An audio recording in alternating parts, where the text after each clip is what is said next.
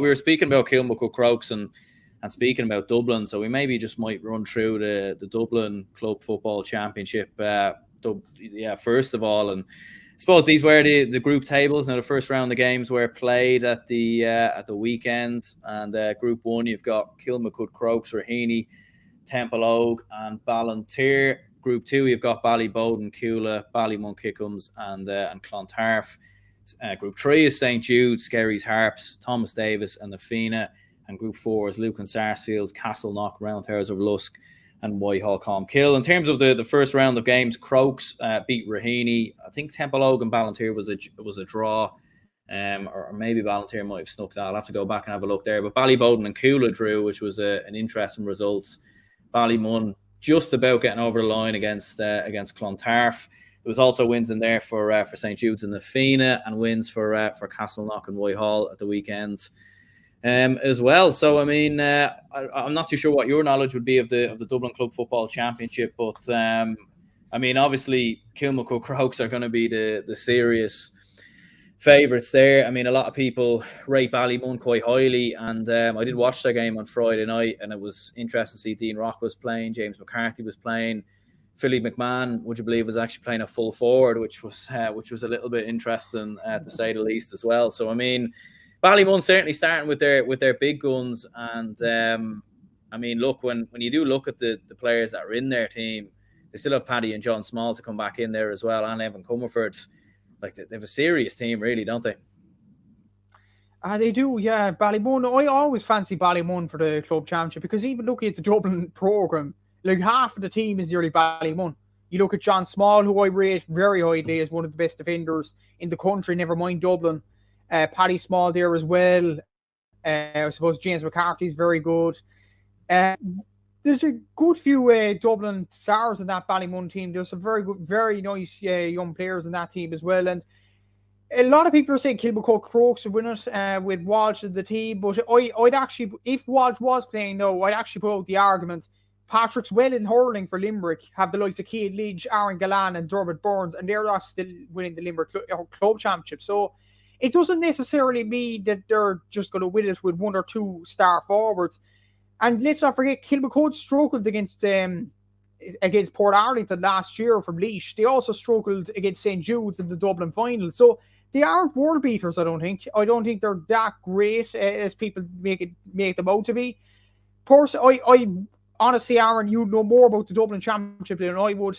But if I was to hazard a bet at the moment, I'd probably go Ballymun. I just like the look of their team. They'll be hungry after last year. To lose to Lucan Sarsfields, I think it was in the quarterfinals, correct me if I'm wrong, no, but to lose to them, that was embarrassing for Ballymun, really. And they'd want to, get up in the high horse again and try and win the Dublin Championship. They won it in 2020. They're good enough.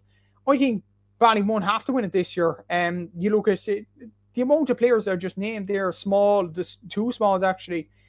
James McCarthy, they also have Evan Comer for the goal. Dean Rock is very good in this Dublin Championship. So I back Ballymun. I liked your tweet earlier on to mention Whitehall as contenders. I'm not sure about that really, but I suppose, again, you have to stick to your own guns when you're running a successful GAA page. But at the same time, I'm not sure about Whitehall. Aaron, I'd be interested to see or hear your opinions on that, whether Whitehall could do it. If Whitehall win it, there'll be a huge party of the GAA Fan TV clubhouse, I'd say. Oh, they definitely will. Make no mistake about that. And they did win by 15 points at the weekend, beating Roundtowers of Lusk by 15 points. And, it was the biggest margin of victory from any club team in Dublin over the weekend. So, look, you never know. I am more of a Vincent's man than a Whitehall man. I do need to stress that, but I do live in Whitehall, and look, I will be 100% supporting them in the championship. Make no mistake about that. But I do give them a good chance, like with Costello, Lee Gannon, Owen O'Donnell. I think that they do have a solid team. There's a couple of good under-20 players who will be playing with the Dublin under-20s who play for Whitehall as well. So I would give them a fair chance, and I think their group is quite favourable as well. Like, they're in there with Castleknock, Roundtowers, and Lucan. I know Lucan got to the semi-finals last year, but I do think they are beatable, and I think it might maybe come down to that game if Whitehall get out of the group, or look, maybe they'll go and turn Castleknock over next weekend. But I mean, the thing is about the Dublin Club Championship is that it's not always the usual suspects who sort of, break through to the final. Like Thomas Davis a couple of years ago who made the final, and they've no notable intercounty players. Luke and Sarsfields are the same, and they made the semi-finals last year. So in Dublin, there is this habit a lot of the time of teams coming out of nowhere. And I don't think they'd be too far away. I don't think Cuala will be a million miles away either. They drew at Ballyboden at the weekend, which is not a bad result for them, considering they're coming up from intermediate. So I mean, look, Whitehall, Cuala, who knows? There might be an L surprise or two. I suppose another surprise team was Jude's probably last year or the years gone by. They don't necessarily have Dublin talent. Only other, I think, Kevin McMiniman. They then have Pat Spillane and Niall Coakley and all them players. Niall Coakley's a very, very bad player for the Cork senior team, and he's getting into the Dublin club final. So that just shows you that the Dublin Club Football Championship is open. I remember Thomas Davis at the final a few years ago, and I was like, who are they?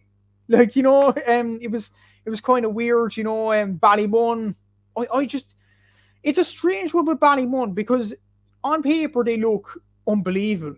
From 1 to 15, they're almost like an inter-county side. The size of them, it's absolutely unbelievable the way they line out. But at the same time, they lost last year at the quarters. They only won after COVID year in 2020. They didn't do much beforehand either. It's a difficult one with Ballymun over the last few years. Ballyboden, for example, only really had Michael Darragh in the team, Conal Keady over the last few years. And that was really about it. The Baskins, I suppose, as well. But they weren't a usual suspect, I would think, either. The usual probably would be Kilmacud, Ballymun. The Fianna would have been, prominent in the Dublin programme as well. And they don't do particularly well in the Dublin Club Championships over the last few years. So that does show you that the championship is wide open in this. And I'll be interested to see Luke and Sarsfields actually this year, because as far as I was aware last year, they were a young side. I watched them, I think it was against Jude's in the semi-final, and they were extremely young. And RT commentators were saying they'll learn from this. They'll go on to next year now. Thomas Davis nearly the same, but I think Thomas Davis went into the next few years and they didn't do much of the championship. So, yeah, it's a difficult one. I'll be interested actually to see how Luke and Sarsfields do, because the RT commentators were actually praising their young talent last year. So it'll be interesting to see how they do in the Dublin Championship. Yeah, they did. They did very well last year. They were actually beaten at the weekend by 7 points by Castleknock. So whether that result is anything to go by, I'm not sure. But they do play Round Towers next, and they will really need to win that if they want to give themselves any chance of really getting out of the group. Horrocks says Con O'Callaghan gone for the year. Cuala will not be winning Dublin Senior Football Championship. Yeah, I don't think they will win it, but I don't think they'll be thereabouts. And sometimes you see this with some teams, you take the star man or the supposed star man out of a team and they actually play better. I actually think Kilmacud Crokes, funnily enough, started playing better when Paul Mannion was injured, that way. And that's not to say that they're a better team without Mannion. I just think other players stepped up, and sometimes it can be a funny dynamic. But yeah, as you said with Ballymun, I mean, I do look at them as the best team in Dublin, but I think the problem with them down the years has just been game management, seeing games out, and just producing. Even the game against Clontarf at the weekend, they were 7 points up after about 15, 20 minutes, and then they just completely switched off and only won the game by a point in the end. They only hit 6 or 7 points after that. So it can be a strange one with them, the odd time anyways. Yeah, it is very strange because you look at the talent of the team, they should be doing way better. And considering Dublin are recent 6-in-a-row champions, and you look at the players in that team, Dean Rock, John Small, James McCarthy, Philly McMahon, Evan Comerford, the list is endless. How are they not winning the Dublin Championship is beyond me. When you look at the talent there, and I suppose, is there an argument with Ballymun?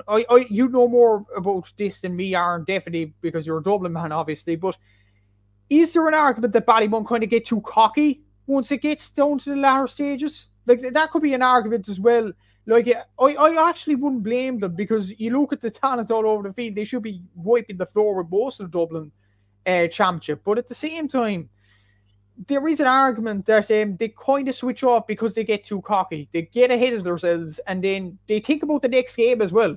Because like that could be a thing as well. That could play on their minds a bit. Like it happens so many club teams, they are in such a comfortable position, and then 2 goals go in or something like that, and then the game's back on again. So yeah, that could be an argument as well. Maybe they get ahead of themselves, or they just lose concentration while thinking about the next game, because it's a short space of time as well, because it's a group system in nearly all counties now, including Dublin, where you play a game 1 week, then you play the next week, then you play the next week after that. Like, and some of them are actually dual clubs as well, so they'll play week in, week out, week in, week out. So it's going to be hard as well to kind of keep that concentration as well. Maybe as well, other than looking at the players on the pitch, we need to take that into consideration as well on what's happening mentally with these club sides as well. So yeah, that's an interesting point about Ballymun. Actually, I honestly think the thing for that maybe is they get too cocky. I don't know what you think about that, Aaron. It could be a bit of an argument there.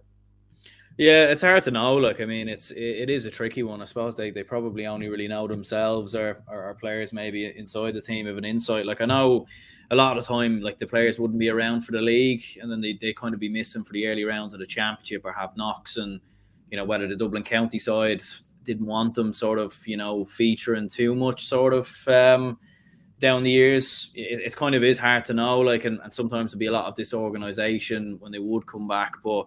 Look, I mean, to see Dean Rock, Philly McMahon, James McCarthy all playing the other day, and they all looked very, very sharp as well. Like, I mean, I think Dean Rock hit a couple of points early on. Philly McMahon playing a full forward was actually unbelievable throughout the game. It was very unusual seeing him play there. But yeah, no, definitely. But you'll be back in Ballymun. I'd still be going for Crokes, but you'll be back in Ballymun.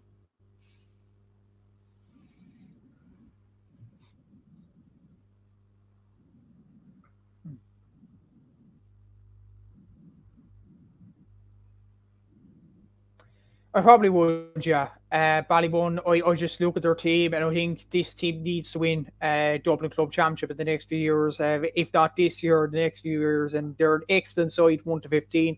I just think the hype about Kilmacud is a bit over the top, a small bit. Like, they weren't that great last year, even getting further into the championship. I think they faced maybe a poor off Patrick Pearson side in the All-Ireland semi-final. So maybe their campaign was blown out of proportion a small bit. And let's not forget, I think Mannion's actually coming back from the States. So it'd be interesting to see how he deals with coming back into club action. Will he be tired or something like that? So I'll be back at Ballymun. I know it's an obvious prediction, but I'm still going to go because of the quality of players they have. It's about time. They've won 2 out of 3 years. Yeah, and Kid Cudi, appreciate your last comment there as well, by the way. But he does say here, Ballymun lost the All-Ireland final in 2013. St. Bridget's very surprised they haven't been back. They were a young team at the time. Maybe it just came too soon. And yeah, like, they did win, obviously, the county title in 2020, and there was no All-Ireland club championship season.